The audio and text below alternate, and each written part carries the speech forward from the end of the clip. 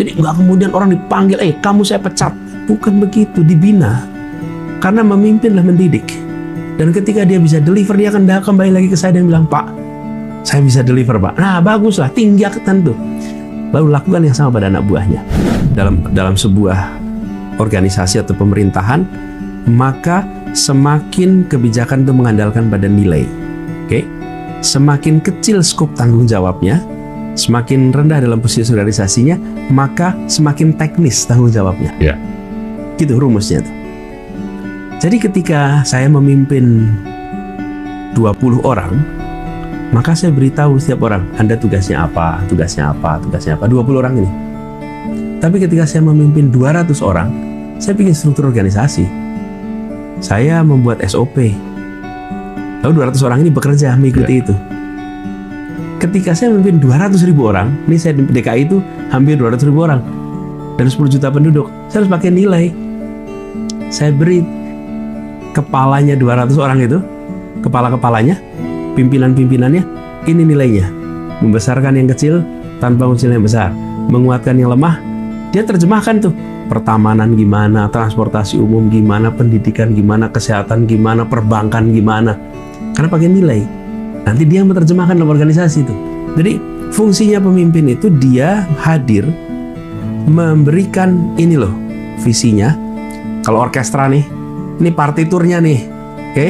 Anda main jazz, main bass, Anda mainnya piano, Anda pegang gitar, Anda pegang violin, Anda pegang suling, itu semua masing-masing punya partitur.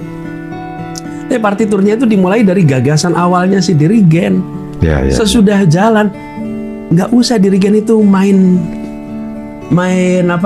violin, main piano, itu tugasnya masing-masing.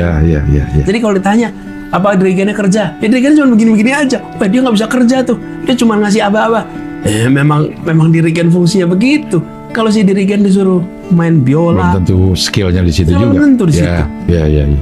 Di mana kekuatan dia? Ya kekuatan dia pada mengkomunikasikan, mengkompos, dari gagasan. Itulah sebabnya kenapa gagasan itu penting. Sekarang kalau kita nggak pakai gagasan, itu pada main sendiri-sendiri. Terus nggak ada nada, nggak ada simfoni. Karena semua pada main sendiri-sendiri. Disitulah kekuatan gagasan. Dan gagasan itu muncul dengan partitur yang dipegang oleh semua. Bayangkan 34 gubernur, 520-an kabupaten kota, kemudian 34 menteri, badan. Itu masing-masing punya partitur sendiri-sendiri. Tapi harus ada gagasan tuh di dalam itu sehingga masing-masing bisa jalanin. Itulah kepemimpinan. Nah, itu sebabnya kenapa saya bilang tadi ada gagasan. Nah, gagasan itu pakai nilai, terjemahkan membentuk partitur dipegang oleh semuanya. Dan kemudian terjadilah simfoni. Nah, ketika simfoni berjalan, orang merasakan tenang, hidup nyaman. Mas, ini kita berada di sini, ruangan kita nyaman nih AC-nya, enak. Memang pernah kita bilang terima kasih PLN? Nggak pernah. Kalau mati baru kita sebut. Nah, pemerintah itu menjalankan semuanya berjalan nyaman. Jadi ketika Jakarta tenang nyaman, nggak ada yang bilang, terima kasih Pak, nyaman. Enggak, pas krisis baru, di mana nih pemerintah? Oke. Jadi negara itu nggak usah minta rakyat bilang, oh ya terima kasih Pak, nyaman. Enggak. Tapi kita tahu persis bahwa itulah ketika rakyat mendapatkan kebutuhan pokok terjangkau, pekerjaan nyaman, belum tentu bilang terima kasih. Tapi itulah yang mau kita buat. Suasana simfoni yang kalau tadi saya bilang, masing-masing bidang itu ada yang dikerjakannya. Nah, di situ kemudian ada monitoring. Apakah dikerjakan dengan baik atau tidak? Ini bukan teori, ini praktek. Kalau nggak dikerjakan dengan baik, dikoreksi.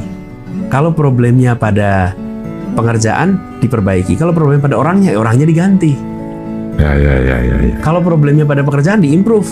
Jadi fungsinya memimpin juga mendidik. Nggak kemudian copot gitu loh. Semua orang itu pengen belajar juga. Bung, Anda targetnya 8, baru dapat 6. Apa masalahnya? Koreksi dong. Ini kasih waktu 3 bulan Anda koreksi. Kalau nggak bisa, orang lain yang ngerjain ya. Kenapa? Ini pajak rakyat loh. Ini bukan uang saya. Saya selalu bilang begitu. Kalau saya mengoreksi anak buah, saya tidak pernah lakukan depan orang banyak. Saya panggil one on one. Saya tunjukkan, ini adalah targetnya, ini komitmennya, ini deliverynya, ada selisihnya. Anda bisa nggak perbaiki ini? Nothing personal. Kenapa? Karena ini saya dititipi uang rakyat. Dan uang rakyatnya dititipkan pada Anda. Ya. Kalau Anda tidak bisa kerjakan, saya cari orang lain yang bisa kerjain. Tapi kalau Anda bisa kerjakan, yuk saya kasih waktu 3 bulan, perbaiki. Dikerjakan. Nggak ada personal, sebagai teman, kolega. Tapi ini saya lagi titipin uang rakyat nih. Kalau Anda nggak bisa kerjain, saya cari orang lain. Ya. Jadi nggak kemudian orang dipanggil, kamu saya pecat. Bukan begitu, dibina. Karena memimpinlah mendidik. Dan ketika dia bisa deliver, dia akan kembali lagi ke saya dan bilang, Pak, saya bisa deliver, Pak. Nah, baguslah, tinggalkan tuh. Lalu lakukan yang sama pada anak buahnya. Kalau dia ditindas, dia menindas anak buahnya. Kalau dia dimotivasi dan dia diberikan arahan, dia akan melakukan yang sama pada anak buahnya. Jika kita ospek di universitas saja ya. Kita ngospek karena kita pernah di ospek. Ya, jangan. Jadi saya bilang, dan saya ketika memimpin Jakarta itu lebih banyak bertanya daripada instruksi. Kenapa itu? Lebih banyak nanya daripada instruksi. Tadi misalnya Monas tuh, kan rumputnya nggak boleh diinjak. Ya. Kan saya bisa kasih instruksi, cabut itu cabut tulisannya, biarkan anak-anak main di rumput. Ya. Saya bisa lakukan itu. Betul. Yang saya lakukan tidak begitu. Saya panggil kepala dinas, saya, kenapa tidak boleh main di rumput? Dia mikir, kenapa ya? Ya dari dulu begini, Pak. Enggak, saya ingin tahu kenapa. Ya dari dulu memang rumput nggak diinjak. Iya, saya pengen tahu kenapa. Dia nggak punya jawabnya. Karena ini harusnya buat tempat bermain, oh iya betul. Jadi ketika dia mengerjakan, dia tahu sebabnya.